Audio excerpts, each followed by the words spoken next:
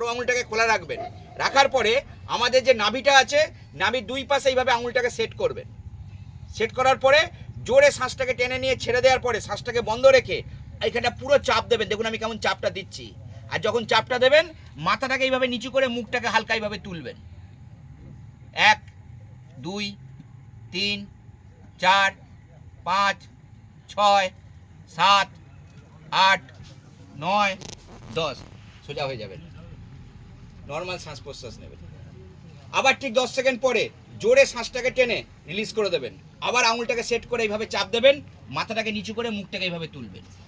প্রত্যেকদিন সকালবেলা, বেশি নয়, 10 মিনিট করে যদি ব্যায়ামটা করতে পারেন, আপনার প্যাঙ্ক্রিয়াসকে অ্যাক্টিভেট করে রিজেনারেট করে প্যাঙ্ক্রিয়াসের বিটা সেল থেকে ইনসুলিন ফ্লোটাকে বাড়িয়ে সুগারকে কন্ট্রোল করে দেয়। এটাকে যোগার ভাষা বলা হয় মন্ডুকাসন। কিন্তু যাদের কোমরের ব্যথা, হাঁটুর ব্যথা এসে গেছে, তারা কিন্তু এই মন্ডুকাসন করতে পারবে না। ডাক্তারও বারণ করে দেয়, আমরাও বারণ করে দিই, কারণ ব্যথাটা বেড়ে যায়। এইভাবে বসতে পারবেন না আপনি। যাদের কোমরে বা হাঁটুতে ব্যথা, তারা কি করবেন, সকালবেলা টোটাল বডি ওয়েট দিয়ে প্যাঙ্ক্রিয়াসের সুইচটাকে চাপ দিন। সুইচ মানে আপনার কোয়ার্টারে বা আপনার বাড়িতে যখন লাইট বা ফ্যান আপনি অন অফ করেন, কোথায় হাত দেন? লাইটে হাত দেন না পাখাতে হাত দেন? সুইচ বোর্ডে হাত দেন। তেমনি আমাদের টোটাল বডির নার্ভের গ্ল্যান্ডে সুইচ হচ্ছে দুটো হাতের তলা, পায়ের তলা। তো সুইচটাতে চাপ দিন। সুইচটা কোথায়? দুটো পায়ের মাঝখানে দেখুন 25-25 প্যাঙ্ক্রিয়াসের পয়েন্ট করা আছে, দেখতে পেয়েছেন? প্রত্যেকদিন সকালবেলা বডি ওয়েট দিয়ে, টোটাল বডি ওজন দিয়ে এই প্যাঙ্ক্রিয়াসটাকে যদি আপনি চাপ দিতে পারেন, আপনার ডাইরেক্ট এই পেটে গিয়ে কাজ করবে। বিটা সেল থেকে ইনসুলিন ফ্লোটা বাড়বে, আপনার সুগার কন্ট্রোল। আমরা এইসব সিস্টেমগুলো জানি না বলে কথায় কথায় ইনসুলিন ট্যাবলেট খেয়ে থাকি। সেকেন্ড, চোখের একটা ব্যায়াম দেখাচ্ছি, সবাই ফলো করুন। সোজা হয়ে বসুন। আপনারা চোখের ডাক্তারের কাছে যান, চোখটা টেস্ট করান মেশিনের দ্বারা। ডাক্তার আমাকে পাওয়ার লিখে দেয়, নিয়ে চলে আসেন। ছানি পড়লে অপারেশন দেয়, নাহলে ড্রপ দেয়, তাই তো? আজকের পর থেকে যখনই চোখের ডাক্তার কাছে যাবেন, স্যারকে জিজ্ঞেস করবেন, স্যার চোখের ব্যায়ামটা একটু দেখিয়ে দিন, রেটিনা ভালো রাখার ব্যায়ামটা, যেটা ডাক্তারদের শেখানো হয় যখন করানো হয় ডাক্তারদের। পয়েন্টটা কোথায়? চোখের পয়েন্টটা আমি এখানে দেখিয়েছি, ভালো করে শিখে নিন। যখনই রোদে ডিউটি দিচ্ছেন, ইলেকশন ডিউটি চলছে, রোদে দাঁড়িয়ে আছেন, আপনার এই প্রবলেমটা আছে যে রোদে দাঁড়ালে চোখ লাল হয়ে যায়, কটকট করে, তখন কি করবেন? চোখটাকে এইভাবে রগড়াবেন, ভুল করে কখনো চোখে হাত দেবেন না, আর জলের ঝাপটাও দেবেন না। চোখের পয়েন্টটাতে চাপ দেবেন। কোথায়? এইভাবে হাতটাকে রাখুন, সবাই দেখিয়ে দিচ্ছি। একটা আঙুল নিচের দিকে, একটা আঙুল ওপর দিকে। 1 সেকেন্ড চাপ দেবেন, আবার ছেড়ে দেবেন। যখনই চোখ জ্বালা করবে, কটকট করবে, লাল হবে, এইখানটা চাপ দেবেন। বা চোখের ব্যথা হচ্ছে ওপর দিকে, এইখানটা চাপ দেবেন 1 সেকেন্ড, আবার দ্বিতীয় হাতে চাপ দেবেন 1 সেকেন্ড। এইভাবে 1 সেকেন্ড 1 সেকেন্ড করে দুটো হাতে 2 মিনিট টানা করবেন। যদি 2 মিনিট দুটো হাতে করতে পারেন, লাভটা কী হবে জানেন? 2 থেকে 5 মিনিটের মধ্যে আপনার চোখ যে লাল হয়ে গেছিলো, কটকট করছিল, নর্মাল হয়ে যাবে। কিন্তু এই চোখের রেটিনাকে যদি হেলদি রাখতে হয়, তার জন্য এই ব্যায়ামটা করবেন। ব্যায়ামটা কি?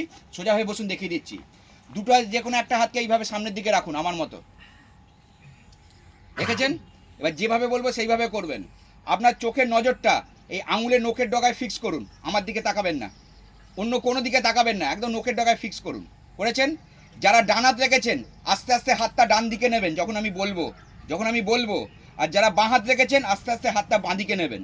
কিন্তু ডান হাত বাঁ হাত ডান দিকে বাঁ দিকে নেওয়ার সময় দুটো জিনিস মাথার মধ্যে রাখবেন। আপনার নজরটা নোকের ডগা থেকে সরাবেন না ভুল করেও, আর ঘাড়টা ঘোরাবেন না, হাতের সাথে ঘাড় এইভাবে ঘোরাবেন না। তাহলে ঘুরবে কোনটা? চোখের আই বলটা, মনিটা ঘুরবে। নিন, স্টার্ট করুন। নজরটাকে ফিক্স করুন, আমি স্যারকে দিয়ে দেখিয়ে দিচ্ছি। নজরটাকে ফিক্স করুন সবাই। এবার আস্তে আস্তে হাতটাকে নিয়ে যান, ডান হাত ডান দিকে যাবে, বাঁ হাত বাঁ দিকে। আস্তে আস্তে, ঘাড় ঘোরাবেন না, কেউ ঘাড় ঘোরাবেন না, খালি আই বলটা ঘুরবে। যতটা অবধি নজরটা আপনি দেখতে পাচ্ছেন আঙুলের ডগাটা, ততক্ষণ দেখবেন। যখন কেটে যাচ্ছে স্টপ করবেন, আবার প্রথমে নিয়ে আসুন যেমন প্রথমে ছিল। নজর সরাবেন না আঙুলের ডগা থেকে।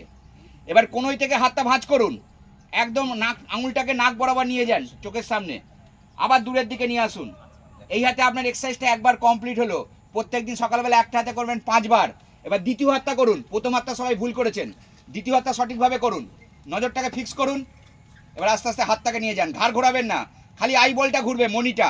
কেউ ঘাড় ঘোরাবেন না, নজর সরাবেন না। যতটা অবধি যাচ্ছে তত। আপনি এত ফাস্ট করছেন কেন? ডিউটি আছে, আস্তে আস্তে করুন না। আবার যেমন প্রথমে ছিল আস্তে আস্তে নিয়ে আসুন।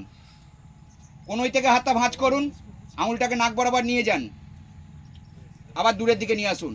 এই হাতে করবেন 5 বার। প্রত্যেকদিন সকালবেলা একটা হাতে 5 টাইমস, দ্বিতীয় হাতে 5 টাইমস, টোটাল 10 টাইমস করবেন দুটো হাত মিলিয়ে। তারপর আই বলটাকে ঘোরাবেন। ঘোরাতে পারেন আই বল? কীভাবে ঘোরাতে আই বল পারবেন? দেখুন আমি শিখিয়ে দিচ্ছি। এইভাবে দুটো আঙুলকে রাখুন, এই আঙুলের টপের দিকে তাকিয়ে থাকুন, নজরটা সরাবেন না। এইবার এই টপের দিকে তাকাতে তাকাতে নজরটা উপর নিচ করুন, পুরো হাতটাকে ঘোরান এইভাবে। দেখুন আপনার আই বলও ঘুরবে হাতের সাথে, ঘুরছে?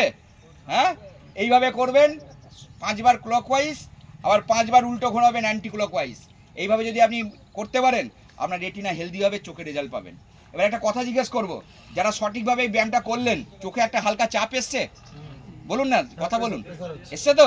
যত প্রেশার আসবে তত ভালো, বুঝতে পেরেছেন? এবার আসছি জয়েন্টের ব্যথায়, ভালো করে দেখে নিন। কোমরের ব্যথা, হাঁটুর ব্যথা, এর স্পেশাল একটা আমি ব্যায়াম দেখিয়ে দিয়ে যাচ্ছি, ভালো করে দেখে নিন। প্রথমে হাঁটুর ব্যথার ব্যায়ামটা দিয়ে দেখিয়ে দিই।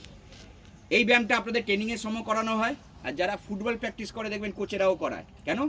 ফুটবলে হাঁটু বেশি চোখড হয়, হাঁটুকে ভালো রাখার জন্য।